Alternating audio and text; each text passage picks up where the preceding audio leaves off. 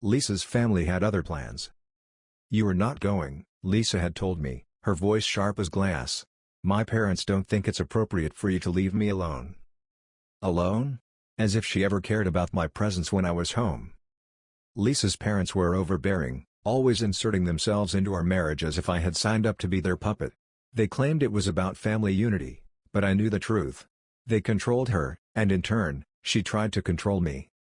That's when the idea first hit me, a thought so reckless, so outrageous, that I almost laughed. If she didn't want me to go with my family, then maybe I'd take someone else. And so I did. I called up Vanessa, my ex from years ago. We had remained on decent terms, and when I told her what was happening, she didn't hesitate. "Your wife sounds like a real piece of work," Vanessa had said. "Screw her. Let's go." And just like that, I packed my bags, booked an extra ticket, and left Lisa in the dust. I expected her to be furious when she found out. But nothing could have prepared me for the storm that was about to hit.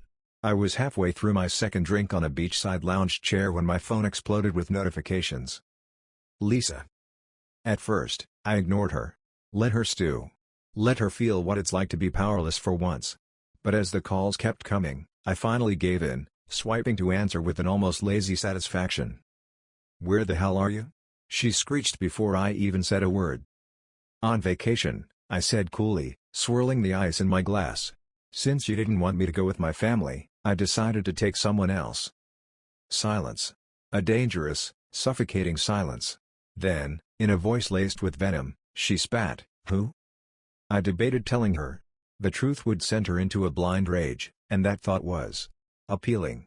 So I didn't hold back. "Vanessa." Her reaction was instant. A sharp inhale, followed by the sound of something crashing, maybe a glass, maybe a plate. Who cared? "You took your ex on vacation instead of staying home with your wife?" "Yep," I said simply. Her breathing was ragged. "You are a disgusting, selfish bastard." I smirked, taking a sip of my drink. "Funny. That's exactly what I thought about you when you cheated on me." Dead silence. She wasn't expecting that. "Don't even try to deny it, Lisa," I continued, my voice like ice. "I know. I've known for a while." More silence, but this time, I could hear her struggling to come up with something. A lie? An excuse? Maybe a pathetic attempt to shift the blame? I leaned back, watching the waves crash onto the shore, feeling something close to satisfaction.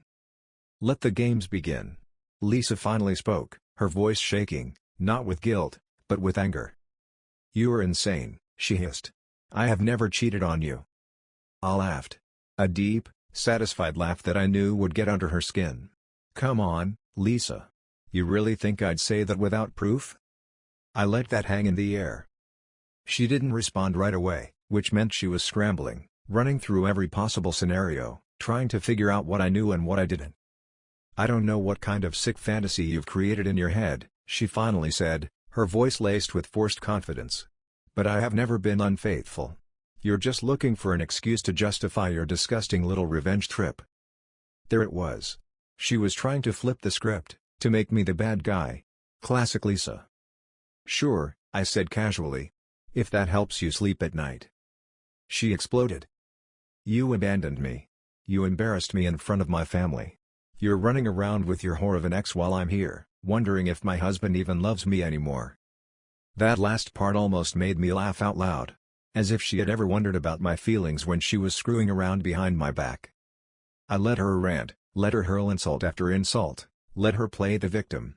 And then, when she was done, I delivered the final blow. "You left your phone unlocked one night, Lisa." Silence. I saw the texts. I saw the pictures. And I saw his name. The line went dead. I smiled. She could deny it all she wanted, but I had just torn down her house of lies. And this was only the beginning. Lisa didn't call back. I wasn't surprised. She was probably sitting there, gripping her phone with white-knuckled hands, trying to figure out her next move. Lie? Cry? Beg? She'd never been confronted like this before. She was always in control, always the one pulling the strings. But now? Now she was the one scrambling. I let her sit in that silence for a few hours. Gave her time to sweat, to panic. Then, just as the sun was setting over the ocean, My phone buzzed. A text. "Lisa, let's talk." I chuckled. Of course. Now she wanted to talk. I took my time responding. I finished my drink. Watched the waves. Enjoyed the feeling of knowing, for the first time in our marriage, that I was the one in control. Finally, I typed back. "Me, about what?" Her response was instant. "Lisa, I don't know what you think you saw, but I swear, you're misunderstanding everything. Just come home. We can fix this." Fix this? The audacity almost made me laugh. "Me, we? There's no we left, Lisa. I know what you did. I know who you did it with. And I know you would have never told me if I hadn't caught you." Again, silence. I could almost hear the gears in her head turning. Then, the last thing I expected. A call. I answered, waiting. Lisa's voice was lower now, calculated. "You think you're so smart, don't you?" Finally. The real her. "I know I am," I said calmly. She let out a sharp breath, her mask completely slipping. "So what? What are you going to do about it? Leave me? Ruin my life?" I smiled. She was scared now. I leaned back into my chair, my voice as cold as the ice in my drink. "Yes." She gasped, but I hung up before she could say another word.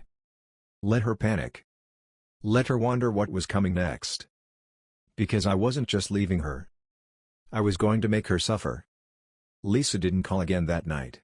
I figured she was too busy spiraling, trying to figure out how much I knew and how much damage I could do. Good. I wasn't the type to act on impulse. I liked my revenge measured, precise, calculated.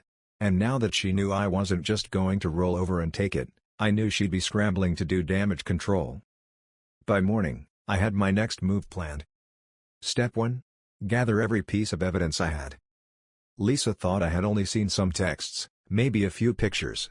She didn't know I had everything: screenshots, messages, location data, even security cam footage from our own damn house. Step 2. Find her weak spots. Lisa had spent years playing the perfect wife in public, polite, charming, devoted. But I knew her secrets. I knew how much of her social status relied on our marriage. How much she needed me to keep up the image. And most importantly, I knew her biggest fear was being humiliated. So that's exactly what I was going to do. I called a mutual friend, someone who I knew Lisa had always secretly hated, but kept close to maintain appearances. "Hey, man," I said casually. "You still in touch with everyone from the old friend group?" "Of course. Why?" I smiled, staring at my phone screen. At the evidence, at the proof. "Because I think it's time for a little reunion." Step 3? Make sure everyone knew exactly who Lisa really was. By the time I landed back home, everything was in motion. Lisa still hadn't called, which told me one thing: she was desperate but too afraid to face me head-on. Good. I wasn't interested in her pathetic attempts to spin the story. I was interested in watching her world crumble. First, I made a few phone calls. Friends. Her co-workers. A couple of people from her precious little social circle. Just casual chats, dropping little breadcrumbs of doubt about Lisa's devotion to our marriage. "Yeah, man, I don't know," I said to one of her co-workers. "She's been acting weird.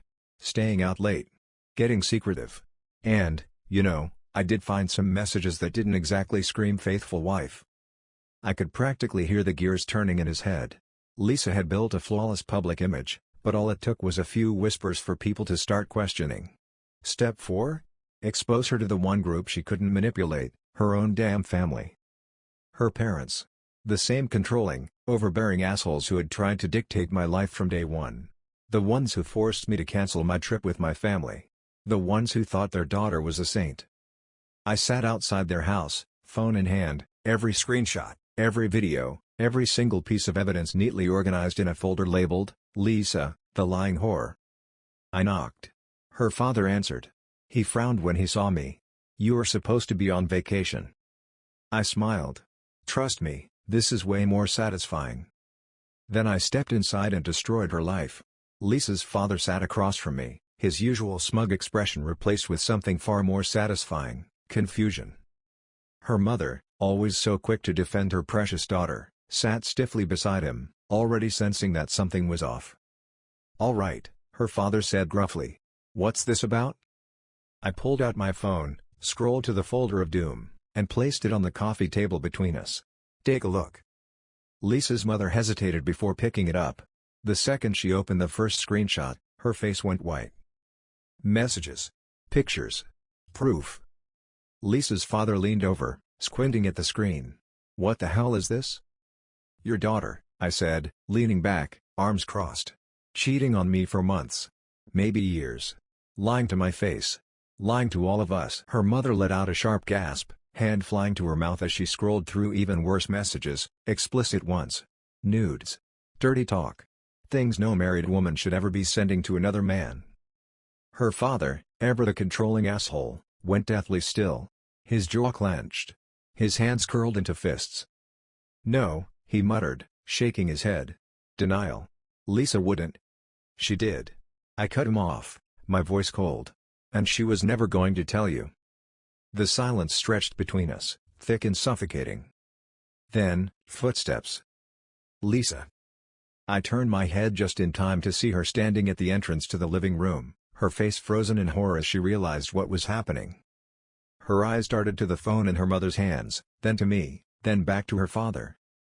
"Dad," she started, voice unsteady. "It's not." Slam. Her father's fist came down on the table, rattling the glass centerpiece. Lisa flinched. "You ungrateful little," he sucked in her breath, seething. "You brought shame to this family?" Lisa opened her mouth, but I wasn't done. "Not yet." "Oh, and by the way," I said, smiling coldly, "you might want to check with immigration. I also reported her for marriage fraud." Lisa's head snapped toward me, eyes wild with panic. "What?" her mother gasped. Her father's face went purple. And that was the moment Lisa realized. She wasn't just losing me. She was losing everything. Lisa lunged at me. I barely moved as she grabbed my arm, nails digging into my skin. Her eyes were wide, manic, desperate. "You reported me?" she screeched, her voice cracking. You're lying. Tell me you're lying." I just smiled. "Why would I lie?" Her grip tightened. "You don't understand. If they think this was fraud, you get deported," I finished for her. "Yeah. I know." Her mother whimpered. "Lisa. Tell me this isn't true." Lisa whirled on her. "Mom, please, you know me. I love him. This is all a misunderstanding." Her father stood, shaking with barely contained rage. "Who?" Lisa froze. His voice dropped to a growl. "Who is it, Lisa?" For a second, I thought she'd keep lying. That she'd double down. But then her father grabbed the phone off the table and read the messages aloud. "Lisa's affair partner. A married man. A friend of the family." Her mother made a choked sound. Her father just stared at her like he didn't recognize his own daughter. "You are disgusting," he finally spat. Lisa sank to her knees. "Dad, please. Get out." Her eyes snapped up. "What?" Her father pointed to the door. "Out. Now. Before I do something I regret." Lisa turned to her mother, eyes pleading. But her mother, usually her biggest defender, couldn't even look at her. And me? I just sat there, watching. Because Lisa wasn't just losing me. She was losing her family, her home, her entire foundation. And that was the best revenge I could have asked for. Lisa sat there, stunned, as if her brain couldn't process what was happening. Her entire life, the perfect marriage, the obedient husband, the unwavering support of her family, was crumbling in real time. And for the first time, she had no control. "No," she whispered, shaking her head. "No, you can't do this to me." Her father's jaw clenched. "I already have." Her mother finally spoke, voice weak. "You have disgraced this family, Lisa." Lisa let out a strangled sob. "You are taking his side?" she shrieked, pointing at me with shaking hands. "Over your own daughter?" Her father scoffed. "You think we'd side with a cheating liar?" He turned to me, his anger momentarily shifting. "How long have you known?" I leaned back, stretching my arms behind my head. "Long enough." Lisa snapped. She lunged at me again. her hands flying to my collar. "You knew and you let me." I grabbed her wrists, yanked them off me, and pushed her back onto the floor like she was nothing. "You don't get to play the victim, Lisa," I said, my voice like steel. "Not after what you did." She stared up at me, trembling, truly realizing, that I was done playing nice. Then her phone rang. She scrambled for it, desperate for some lifeline, some last thread of hope. Her affair partner's name flashed on the screen. The room went dead silent. Her mother gasped. Her father's hands clenched into fists so tight, his knuckles turned white. And I just laughed. Because Lisa was officially ruined. Lisa stared at her phone like it was a live grenade. Her affair partner, the married man, the family friend, the one she threw everything away for, was calling. Right there. In front of everyone. Her father's breathing turned ragged, his face contorted with fury. "Answer it." Lisa froze. He took a step forward, his presence towering, suffocating. I said, "Answer it." With shaking hands, she swiped the screen. Hello? The voice on the other end was muffled, but we all heard it. "Babe, my wife found out. We're screwed." Lisa visibly crumbled. Her mother let out a horrified gasp, clutching her chest. Her father's fists clenched so tight, I thought he might hit her. But I wasn't done. "Oh, by the way," I said, my voice light, conversational. "I sent everything to his wife, too. Every message. Every picture. Every filthy little detail." Lisa snapped her head toward me, eyes wide in terror. "You did what?" I smiled. "You thought you were getting away with it? Nah. Now his life is ruined, too." Her phone buzzed again. Another call. This time, from his wife. Lisa let out a hysterical sob. And for the first time, I saw it in her eyes. The realization. The cold, sinking understanding that there was no coming back from this. I leaned down, inches from her face, and whispered the words she never thought she'd hear. "You lost." Then I turned, walking out the door as her entire world burned behind me. I walked out of that house, but I wasn't done. Not yet. Lisa's life was crumbling, but I wanted to make sure she had nothing left to cling to. No safety net. No second chances. Just pure, unfiltered consequences. Step 1. Make sure her affair partner paid, too. I dialed his wife's number. She had already seen the messages I sent, but I had more. When she answered, her voice was shaky but sharp. "Is it true?" "Oh, it's worse than you think." I laid it all out, how long it had been going on, the places they met, the sick little fantasies they shared. I made sure she knew everything. And just like that, Lisa's soulmate was about to get ripped apart in divorce court. Step 2. Destroy Lisa's career.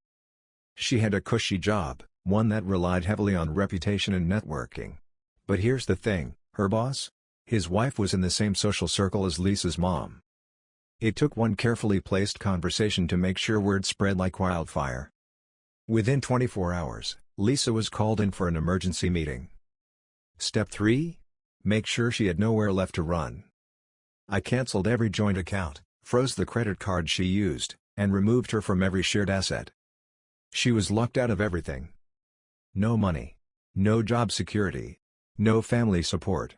And no way to weasel out of what she'd done. I sat back, watching the chaos unfold. And then? Lisa called. I let it ring. Let her sit in the panic. Let her feel the full weight of what was happening. Then, at the last second, I answered. She was sobbing. "Please," she choked out. I don't know what to do. I lost my job, my parents won't speak to me, his wife is threatening to go to the police." I waited, let her beg. Then, when she was gasping for breath, I said the one thing she never expected. "Good." And I hung up. Lisa didn't call again. I expected more begging, more excuses, maybe some pathetic attempt to pin this on me. But I think she finally understood. I wasn't going to save her. She was on her own. Still, I wasn't done watching her suffer. Not yet. I wanted to see her break. So I paid her one final visit. She was staying in a dingy motel on the outskirts of town, The kind of place that smelled like stale cigarettes and desperation. When she opened the door, she barely looked like the woman I had married. Dark circles under her eyes. Hair a mess. Defeated. And that was satisfying. She let out a shaky breath. "Why are you here?" I smiled. "To say goodbye." Her lips trembled. "You got what you wanted. You destroyed me." I tilted my head. "No, Lisa. You destroyed yourself. I just made sure you felt it." She flinched. I stepped forward, lowering my voice. "But don't worry. I saved the best for last." Her eyes widened. "What?" I pulled a thick manila envelope from my coat and tossed it onto the bed. "Divorce papers. Already signed." "Sign them," I said. "Or don't. Either way, this marriage is over." Lisa looked at the papers like they were a death sentence. Then she whispered something so low I almost missed it. "I should have been smarter." I grinned. "Yeah. You should have." Then I turned and walked away, leaving her with nothing but regret. I didn't look back. Not when I heard Lisa's choked sobs behind me. Not when I heard the rustling of paper as she picked up the divorce documents. Not when she whispered my name like it still held some power over me. Because it didn't. Not anymore. By the time I got back to my car, I felt free. No more lies. No more manipulation. No more Lisa. I sat there for a moment, gripping the steering wheel, letting everything sink in. I had done it. I had taken her world, the world she built on deception and betrayal, and burned it to the ground. And the best part? I wasn't even sorry. My phone buzzed. A message. "Lisa, I signed them. It's over." I exhaled slowly, then typed back 2 simple words. "Me, goodbye, Lisa." Then I blocked her number. Blocked her from my life. And as I drove away, I didn't feel anger. I didn't feel bitterness. I just felt peace. Because Lisa was nothing more than a bad memory now. It had been a year since I last saw Lisa. A year since I walked away from her and never looked back. And yet, here she was. Standing at my door. She looked wrecked. Her hair was unkempt, her clothes weren't the high-end brand she used to flaunt. Her eyes, once filled with arrogance, were now hollow. For a moment, we just stared at each other. Then she spoke, her voice barely above a whisper. "Hi." I leaned against the doorframe, arms crossed. "What do you want, Lisa?" She swallowed hard. I just wanted to see you." I laughed. A bitter, humorless laugh. "You mean, you wanted to see if I'd take you back?" Her lip trembled. "I made a mistake." I shook my head. "No, Lisa. You made a choice. Over and over again." She stepped forward, too close, too desperate. "I loved you, you know. I still do.